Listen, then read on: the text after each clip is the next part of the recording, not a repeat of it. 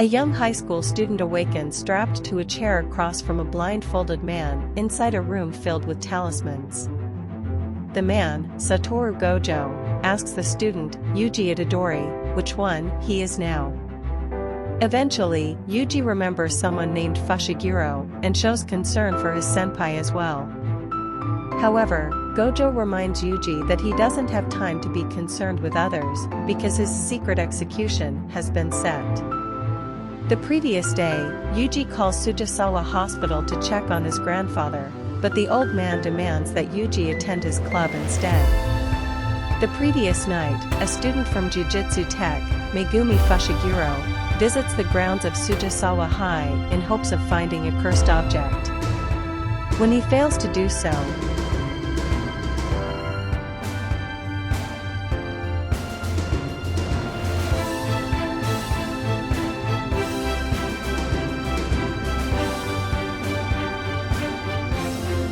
he calls Satoru Gojo, only to be told he can't return home until the object is recovered. Yuji's club with Iguchi and Sasaki, the student council president threatens to close the Occult Club due to inactivity. To prove their research, they tell the president about their theory that something supernatural might be affecting the students on the rugby field. However, the president nullifies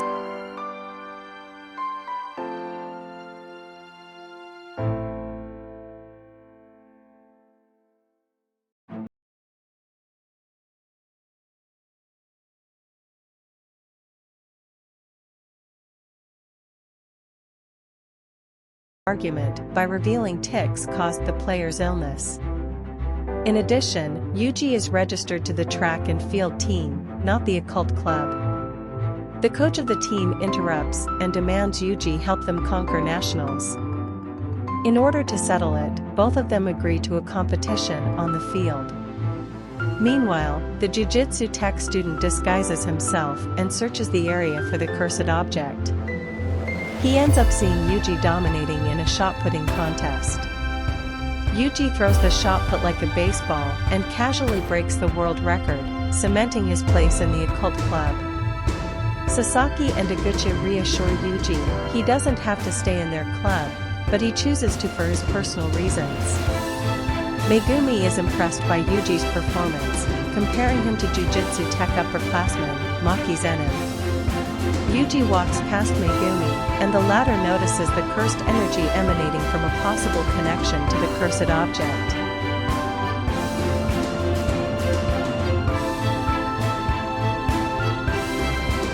But before Megumi can confront him, Yuji rushes off to the hospital to see his grandfather.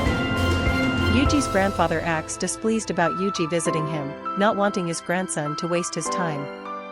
He attempts to tell Yuji about his parents, but the young man refuses to hear it.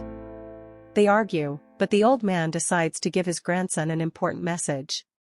He asks Yuji to use his gifts to save others no matter what, so he can die surrounded by people. Shortly after, Yuji's grandfather passes away peacefully.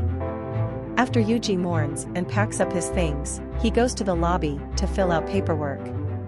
There, Megumi tracks Yuji down and introduces himself. He asks to talk, despite Yuji trying to mourn. He asks Yuji to hand over the cursed object, a mysterious item the occult team happened upon. To explain, Megumi reveals the truth about curses. Curses are created by large concentrations of negative energy created by humans.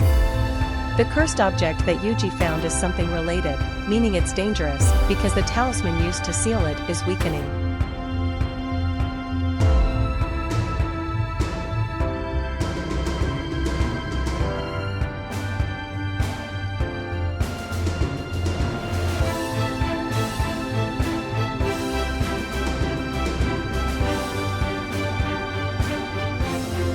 Yuji hands over the box containing the cursed object, but it's actually empty.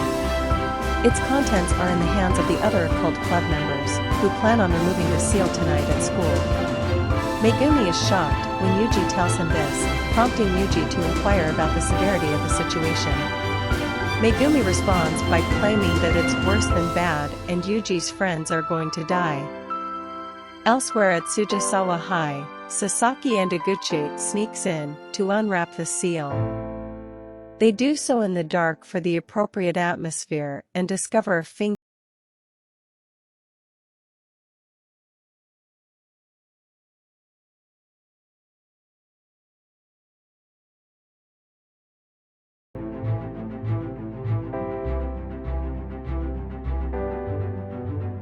Immediately, the fire giving them light goes out and curses begin to spawn while the students are completely unaware. Upon arriving at the school, Yuji feels a strange pressure and Megumi asks him to stay behind. Yuji insists that he help rescue his friends, but the young jujutsu student demands he stay behind. Inside, Sasaki hides from the monsters now stalking the halls of the 4th floor. Iguchi appears beside her, but his head is being taken over by a small curse. The attention brings a larger curse that attacks Sasaki from behind. Megumi enters the building and is confronted by yet another curse. Able to defend himself with jujutsu, Megumi summons his divine dogs and commands them to feast on the enemy. Yuji stands outside wondering why he's hesitating. He realizes that it's because he's afraid of death, but he wasn't afraid when his grandfather died. He wonders what the differences are in the death he's facing now compared to that of his grandfather and recalls his words about helping others. The number of curses grow inside the building as Megumi and his divine dogs cut through them to rescue the students. He turns a corner to find many curses have merged in an attempt to consume both students along with the cursed object. Megumi knows he won't make it in time, but Yuji suddenly crashes through the 4th floor window. Yuji knows his grandfather died peacefully, but this type of death is wrong. Using his superhuman athleticism, Yuji rescues his friends, allowing Megumi's dogs to devour the curse. Megumi admits he isn't sure why Yuji helped, but compliments him for doing so.